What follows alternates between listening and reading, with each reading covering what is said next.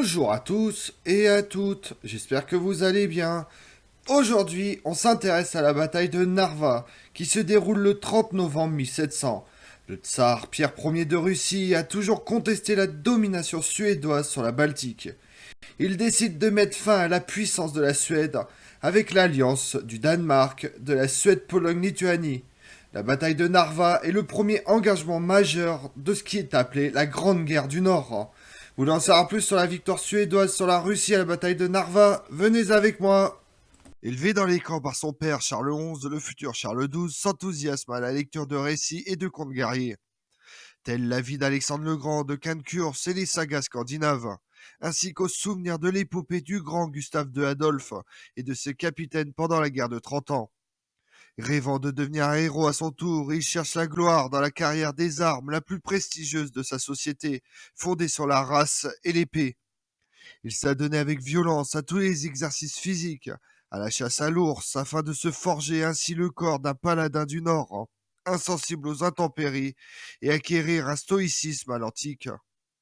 D'une nature renfermée et secrète, il ne se confie à personne, faisant preuve d'une foi profonde. Le dogme de la prédestination renforçait la croyance en un dessein d'exception. En avril 1697, il hérite d'un vaste empire avec l'embouchure de grands fleuves allemands et une ouverture par Brême sur la mer du Nord. La puissance de la Suède, pays relativement pauvre en ressources et en hommes, 1 500 000 habitants, Finlande comprise, reposait sur le monopole du cuivre et surtout du fer qu'elle détenait en Europe. Son rôle commercial dans la Baltique ainsi que sur les produits forestiers indispensables aux constructions navales. Le siècle a commencé en Europe avec deux conflits importants, la Grande Guerre du Nord 1700-1721 et la guerre de succession d'Espagne 1701-1714. Dans la première, Frédéric IV du Danemark, Pierre le Grand de Russie et Auguste II de Saxe-Pologne préparent des offensives concertées contre le royaume de Suède. Il était admis que ces offensives diviseraient les forces suédoises et permettraient un succès rapide. Le jeune Charles XII, cependant, réagit rapidement. La seconde visait à acquérir un immense héritage, celui de l'Empire espagnol, dont le dernier représentant, Carlos II, meurt en 1700, laissant deux prétendants disputer la couronne ibérique, bien que le dernier des Habsbourg d'Espagne désigne Philippe de Bourbon comme son successeur. Au cours du XVIIe siècle, la Russie était moins avancée technologiquement que le reste de l'Europe, une condition qui s'étendait à ses forces armées. Malgré cette lacune, Pierre le Grand, tsar de Russie, était désireux d'obtenir une ouverture adéquate à la Baltique, en conquérant des provinces baltes suédoises que la Russie a perdues pendant le temps des troubles. Cependant, il y avait un problème. Alors que la plupart des armées des États de l'époque se composaient de milices mal entraînées et de petits contingents de mercenaires, la Suède avait une armée professionnelle, l'une des plus grandes et des plus disciplinées d'Europe du Nord. Le nouveau tsar de Russie, Pierre Ier, modernise radicalement la Russie dans les années à venir, mais l'armée avec laquelle il voyage en 1700 est encore mal entraînée. Se préparant à la guerre, il décide de former 31 nouveaux régiments. Au moment même, au printemps de 1700, on révise le corps des officiers en vertu de laquelle la majorité des officiers sont envoyés à la retraite ou dans des unités de garnison où ils doivent servir sans solde. Il en résulte une pénurie catastrophique de personnel de commandement, jusqu'à 70% au niveau de la compagnie. Les postes vacants étaient pourvus par des jeunes nobles moscovites qui n'avaient ni l'expérience du commandement, ni l'expérience du service dans l'infanterie, ni la formation militaire régulière. Leur lieu traditionnel était la cavalerie irrégulière d'élite ou le service à la cour. De graves problèmes concernaient également les sous-officiers. Ils n'étaient pas des soldats vétérans, mais élus parmi les nouvelles recrues. La Russie conclut une alliance militaire avec Frédéric IV, roi de Danemark-Norvège, et Auguste le Fort, roi de Pologne-Lituanie et électeur de Saxe, pour faire la guerre à la Suède de Charles XII, afin que les trois pays alliés attaquent la Suède dans trois directions différentes, pour séparer l'armée suédoise et la rendre vulnérable. Les armées danoises et saxonnes ont agi de manière indécise, se limitant à des sièges infructueux de forteresses. La noblesse de Pologne refuse de soutenir son roi et la Russie attend un traité de paix avec l'Empire ottoman pour transférer sa lutte du sud au nord. Charles XII, assisté par la Royal Navy et la marine néerlandaise, débarque d'abord au nord de Copenhague et force le Danemark-Norvège à quitter l'Alliance en août 1700 jusqu'en 1709. Il a ensuite déplacé une partie de l'armée suédoise à travers la mer Baltique en Estonie, où elle a été rejointe par des régiments estoniens et finlandais de l'armée suédoise. En novembre, les troupes russes encerclent la ville de Narva en Estonie, qui faisait partie de l'Empire suédois à l'époque, tentant d'assurer sa reddition par le siège. Une armée saxonne polonaise commandée par Auguste II se trouve à l'extérieur de Riga en Livonie suédoise. L'armée saxonne, cependant, était entrée dans un camp d'hiver au sud de la rivière Dungava. Alors Charles XII décide de faire face à la menace russe plus immédiate et dangereuse contre Narva, qui était assiégée par les forces du tsar Pierre Ier. L'armée suédoise avait beau être toujours en infériorité numérique, elle était considérée alors comme la meilleure en Europe. Les soldats prêtaient allégeance à leur roi et étaient un modèle de discipline. Aucune révolte au cours des années de règne de Charles XII n'est à recenser. Son héroïsme, sa bravoure et sa loyauté envers le roi lui ont permis de remporter d'éclatantes victoires contre des armées beaucoup plus nombreuses. À cela s'ajoutait le génie militaire de Charles XII, audacieux et parieur, ne se fiant qu'à son instinct et menant toujours ses soldats au combat. Il était toujours dans les premiers à charger contre l'ennemi. Ses décisions paraissaient parfois insensées et le risque qu'il courait beaucoup trop grand. Il mena un assaut amphibie victorieux contre les positions russes en dépit des conditions climatiques extrêmes et de l'infériorité numérique de ses forces, 2 fois moins nombreuses. L'armée suédoise est commandée personnellement par Charles XII, assisté du lieutenant-général Carl Gustav et du général de cavalerie Otto Willink. Pendant la guerre de Scanie en 1675-1679, ce dernier était déjà colonel et commandait un régiment de cavalerie, et Carl Gustav est passé de lieutenant à lieutenant-colonel. Tous deux ont également eu l'expérience du service dans les armées étrangères. Willink a servi pendant 10 ans en France, au cours desquels il a atteint le grade de colonel, tout en participant à la guerre franco-néerlandaise 1688-1697. À partir de 1698, il commande un petit corps envoyé pour aider Riga à siéger. Les forces russes étaient commandées par Pierre le Grand et Charles Eugène de Croix. Pierre Ier avait quitté Narva la veille et n'était donc pas présent lors des combats. Pierre Ier a non seulement quitté l'armée à la veille de la bataille, mais a également emmené avec lui le maréchal Fiodor Golovin. Le nouveau commandant en chef n'était pas un général russe. Il fut envoyé par Auguste II avec une mission diplomatique. Il demanda un corps auxiliaire russe et ne rencontra Pierre Ier à Novgorod que le 10 septembre. En raison d'un manque de commandants expérimentés, De Croix n'occupa aucun poste officiel et ne commanda jamais auparavant une unité de l'armée russe. L'armée russe près de Narva était divisée en 3 parties principales. Tous étaient de jeunes hommes et leur expérience de combat se limitait aux 2 sièges de la forteresse ottomane d'Azov. Des généraux plus expérimentés ont été envoyés pour commander des garnisons éloignées.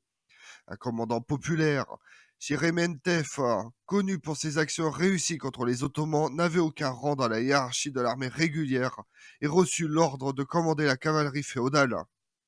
L'artillerie suédoise était commandée par le maître général expérimenté de l'artillerie, Johan Sioblad. Il avait près de 40 ans de service dans l'artillerie et était l'un des auteurs du premier règlement d'artillerie suédois de 1690. Sous l'écran de leurs dragons, les canons ont été rapidement déployés et ont soudainement ouvert le feu sur la cavalerie russe à une distance rapprochée.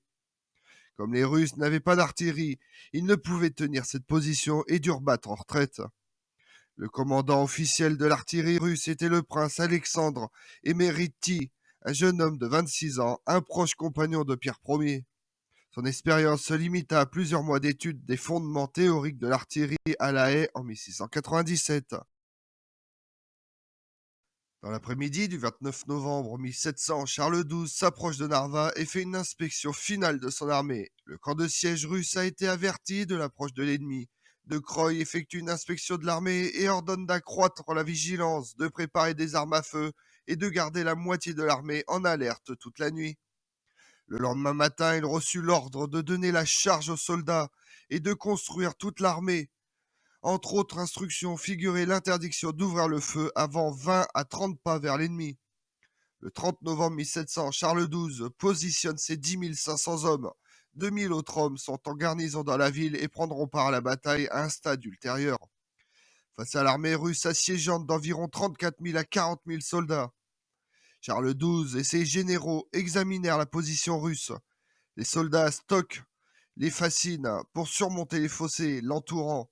De Croy était préoccupé par la petite taille de l'armée suédoise et soupçonnait qu'il ne s'agissait que de l'avant-garde des forces principales. Sheremetyev proposa de mener l'armée hors des retranchements sur le terrain et d'attaquer les Suédois, mais n'était pas soutenu par d'autres généraux. De Croy décide de laisser l'armée étendue sur 6,4 km entre deux rangées de remparts. Il y avait beaucoup de casernes pour les soldats entre les remparts, ce qui rendait la manœuvre difficile. Au centre de la position russe se trouvait une colline, clôturée de tous côtés par des casernes et des piquets aiguisés et adaptés à la défense globale. Charles XII divise son infanterie en deux parties et les dirigea vers le nord et le sud de la colline. L'ordre de bataille exact de l'armée russe est inconnu. Les documents russes ne sont pas conservés et les données suédoises sont contradictoires. On sait que la division de Trubetskoy était située au centre. C'était la partie la plus faible des trois divisions principales. Il n'y avait que 2 régiments d'infanterie réguliers et ils étaient encore moins bien entraînés que les autres. Ils ont été formés qu'en août 1700 et en septembre, Trubetskoy a déjà marché sur Narva. Trubetskoy avait également 4 régiments des garnisons de la milice de Novgorod. Il y avait 2 régiments d'infanterie régulière temporairement séparés des autres divisions. Dans l'après-midi, les Suédois avaient terminé leurs préparatifs et avancent. À ce moment-là, il faisait plus froid, le vent a changé et la tempête de neige a soufflé en direction des Russes. Certains officiers suédois demandèrent à reporter l'attaque jusqu'à la fin de la tempête. Mais Charles XII voit sa chance et décide d'avancer sur l'armée russe sous le couvert des intempéries. Les Suédois ont attaqué avec 2 groupes de choc très denses, se sont rapidement approchés des positions russes et ont donné une volée. Au début de l'affrontement, les Russes résistent vigoureusement. Ils ont riposté avec un feu nourri, mais en 15 minutes, les Suédois ont repli les fossés des Phocines, ont pénétré dans les fortifications avec des armes d'acier froides, faisant des ravages dans les rangs russes. Agissant selon le plan, les Suédois se déplacent vers le sud et le nord le long de la ligne de fortification, enroulant la défense russe. Ils ont attaqué des régiments russes inexpérimentés et les ont effondrés un par un. Il y avait de la panique et du chaos. Les soldats russes ont commencé à tuer des officiers étrangers et De Croy, avec son état-major, s'est empressé de se rendre. Des masses de troupes russes paniquées se sont précipitées vers le seul pont de la rivière, Narova, situé à l'extrémité nord de la ligne défensive. À un moment crucial, le pont s'est effondré sous la retraite des troupes russes. Sur le flanc droit, au nord des Russes, seuls 2 régiments des futures gardes conservent l'ordre de bataille. Ils organisent des barricades improvisées, des chariots et s'accrochent obstinément. Après le premier affrontement, le haut commandement de l'armée russe décide de capituler. Les Suédois à leur tour étaient épuisés et ne pouvaient achever la partie des Russes qui n'ont pas succombé à la panique et ont gardé leur position. Le flanc droit de l'armée russe capitule plus rapidement sur une sortie libre avec armes et couleurs. Mais le général Veid, sur le flanc gauche, capitule plus tard. Toute l'artillerie et les wagons tombent également aux mains des Suédois. Sheremetyev, avec sa cavalerie, marche vers le sud, le long de la rive gauche de la rivière, échappant ainsi à la captivité. La bataille de Narva fut une terrible défaite pour l'armée russe.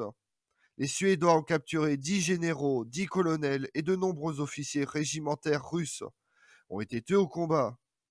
Les listes de 1701 montrent que la perte totale était d'environ 25%, avec une perte de 57 à 68% dans les 2 régiments d'infanterie régulière. Dans la division de Golovine, à l'exclusion des 2 régiments de la garde, seuls 250 des 356 officiers ont survécu. Les Russes ont également subi de lourdes pertes en armement. Les Suédois, ayant capturé 4050 mousquets, 173 pièces d'artillerie, dont 64 canons de siège. Peu de temps après, les Suédois ont pris 22 mortiers supplémentaires d'un train de bagages. Alors que les Russes avaient pour la plupart reconstitué leurs armes personnelles au printemps 1701, les anciennes divisions Golovine et Veid manquaient encore d'artillerie régimentaire. Si Charles XII avait continué la campagne contre la Russie, comme l'ont suggéré d'attaquer Novgorod et Pskov, l'armée russe aurait été probablement subi une autre défaite. Et pendant ce temps-là, dans le monde, le 13 et 25 mars 1700, on voit la signature du traité de partage de la succession d'Espagne entre la France et l'Angleterre à Londres le 13 mars et entre la France et les Provinces-Unies à La Haye le 25 mars. L'archiduc Charles de Habsbourg, fils de l'empereur Léopold Ier, aurait la partie du royaume espagnol auparavant dévolue à Ferdinand Joseph de Bavière. Louis XIV prétend aux possessions italiennes avec échange éventuel du Milanais contre la Lorraine, de la Sicile et de Naples contre la Savoie et Nice. Léopold Ier refuse l'arrangement trop favorable à la France. Le 1er novembre, on voit la mort de Carlos II d'Espagne, dernier roi d'Espagne de la maison des Habsbourg, qui va entraîner la guerre de succession d'Espagne, car ce dernier désigne le petit-fils de Louis XIV comme son seul héritier.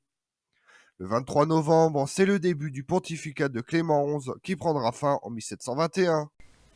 Comme on l'a vu, la bataille de Narva est une des premières batailles de la Grande Guerre du Nord. Une armée suédoise commandée par le roi Charles XII en personne a vaincu une force russe 3 fois à 4 fois plus nombreuse.